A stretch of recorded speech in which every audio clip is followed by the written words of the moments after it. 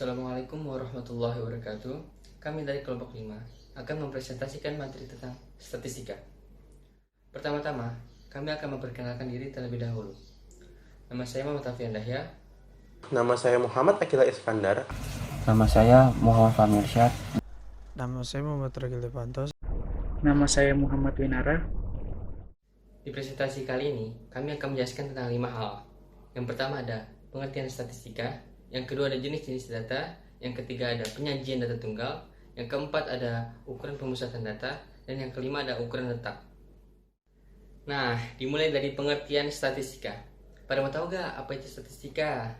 Nih, statistika merupakan cabang ilmu matematika yang mempelajari cara atau metode pengumpulan, penyajian, analisis, interpretasi, dan penarikan kesimpulan dari suatu kelompok data yang disusun dalam bentuk angka.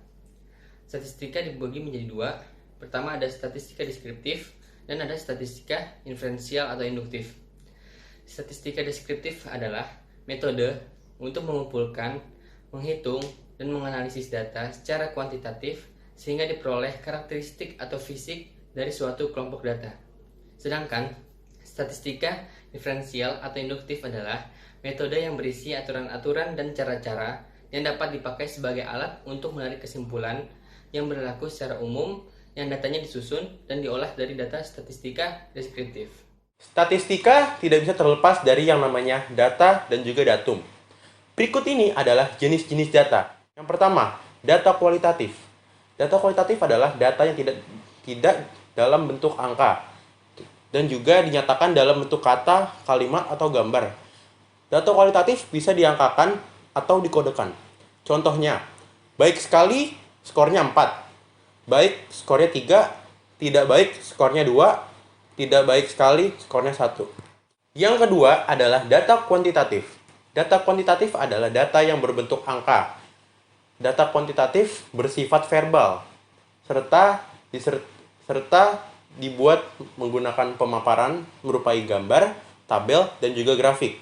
Contohnya, yang pertama, dari 100 siswa kelas biologi di semester 5, hanya 50 orang yang mendapat nilai 93. Yang kedua, tinggi rata-rata siswa kelas 7 SMP adalah 165 cm. Yang ketiga, karena tinggi badan 10 orang pendaftar tes calon tamtama kurang dari 160 cm, maka mereka tidak diterima. Yang ketiga, data diskrit. Data diskrit adalah data yang hanya dapat digolongkan secara terpisah dan juga dibentuk dalam bilangan bulat dan tidak dibentuk dalam pecahan. Contohnya, 60 siswa, 30 pria, dan 30 wanita. 144 siswa, 100 orang nilai di atas 80, dan 44 orang mendapat nilai di bawah 80. Yang keempat, data ordinal. Data ordinal adalah data yang berbentuk ranking atau peringkat, dan jarak satu dengan data lain tidak sama. Contoh, penghitungan suara pada sebuah pemilu. Misalnya, total suara Partai Gerindra 60%, Partai Demokrat 30%, dan Partai Golkar 20%. Maka suara tertinggi dipegang oleh Partai Gerindra sebagai peringkat pertama, sehingga menjadi pemenang dalam pemilu tersebut. Yang kelima adalah data interval. Data interval adalah data yang jaraknya sama, tetapi tidak mempunyai nilai 0 atau absolut mutlak. Contohnya, rata-rata tinggi badan berdasarkan usia.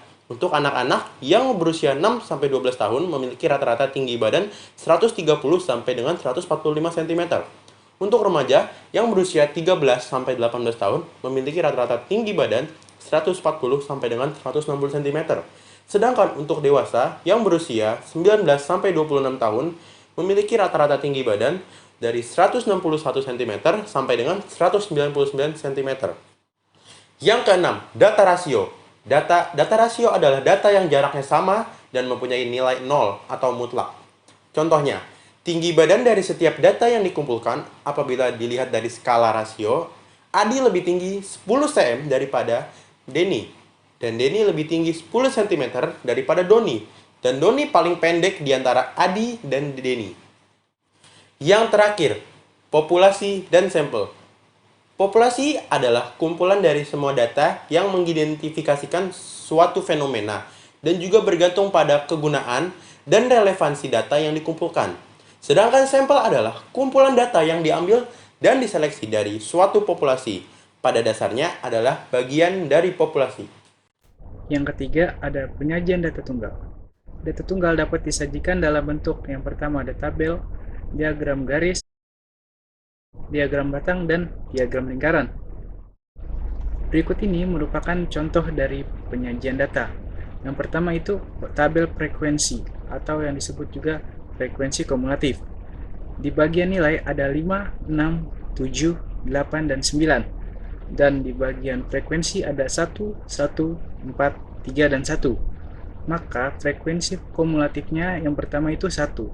Lalu 1 tambah 1, 2. 2 tambah 4, 6. 6 tambah 3, 9, dan 9 tambah 1, 10.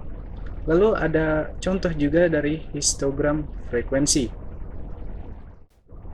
Dan juga kita bisa lihat di sini ada contoh dari diagram garis dan diagram lingkaran.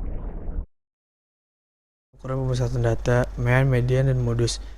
Rata-rata hitung atau mean.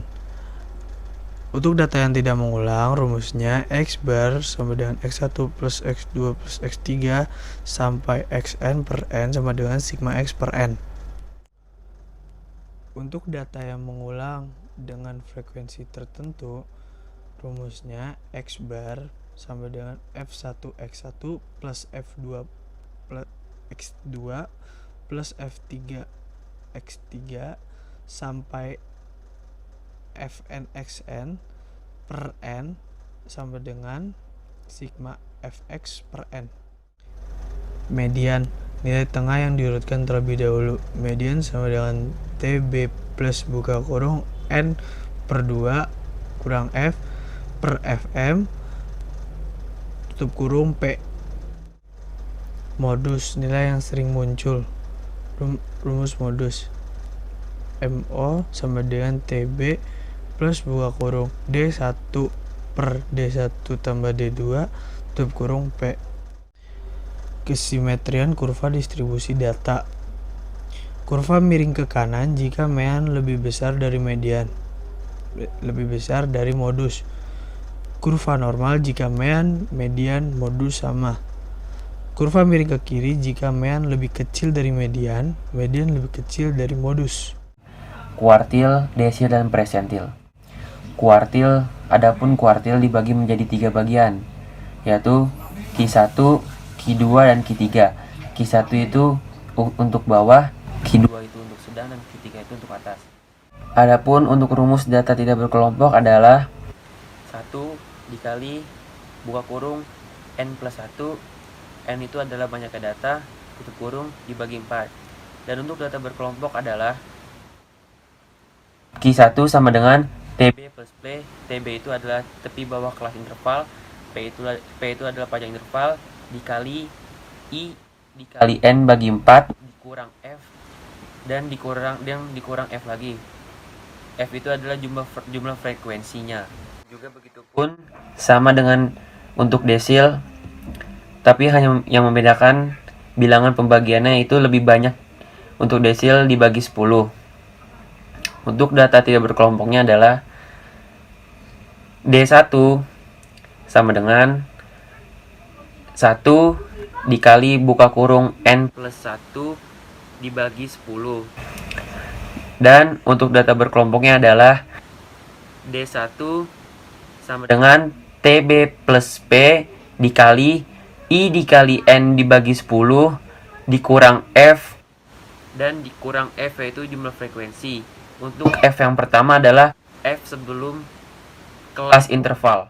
Adapun untuk persentil adalah membagi data 100 setelah diurutkan.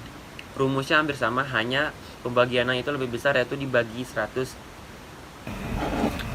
Rumusnya P1 sama dengan 1 dikali N plus 1 dibagi 100. Untuk data berkelompoknya I dikali N plus 1 dibagi 100. Nah, sekian presentasi dari kelompok kami. Kurang lebihnya mohon maaf. Wassalamualaikum warahmatullahi wabarakatuh.